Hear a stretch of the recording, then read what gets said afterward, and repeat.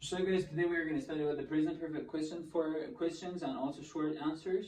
So I told you that the present perfect talks about something that happened recently and also about something that is still true. Today we are going to learn about how to form the question of present perfect and short answers, how to respond to a yes no question in a short way.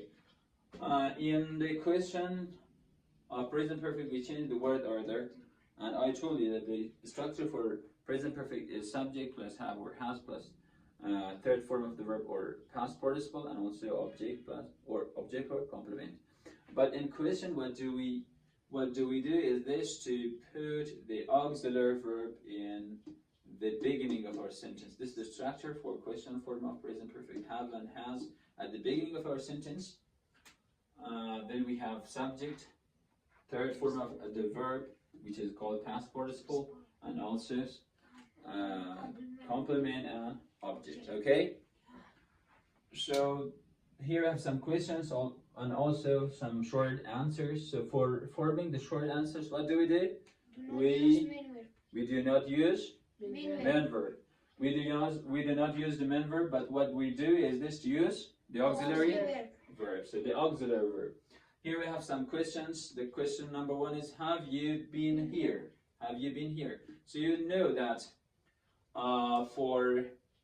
let me write something here. For the pronoun they, we, you, and I, we use have, and also for this auxiliary verb we use this auxiliary verb for pronoun he, she, and it. So here, as you see, that the subject is you, and we use the auxiliary verb have. Have you been here? So for forming the short answer, what we do is this. You know that this is a yes no question, and for answering to a yes no question, there is two options: just yes or no, because it's a yes no question and we responded with yes or no. So in yes no question, that it can be positive answer or negative answer. First, what we do is this, to say yes or no, to respond in a positive way or in a negative way. And to continue our response, we use the subject in our sentence and the auxiliary verb. I said that we use the auxiliary verb, not the main verb. So yes, I have. So for forming the answer for that, use the first word in our question. Have you been here? This is the beginning word, or the first word in our sentence. So you changes to I, because they asked me, and if I respond, then I say yes, I have. Yes, I have. This is the auxiliary verb. We use the auxiliary verb in order to respond. So the question number two is, has she visited Kabul? Has she visited Kabul? No, she hasn't.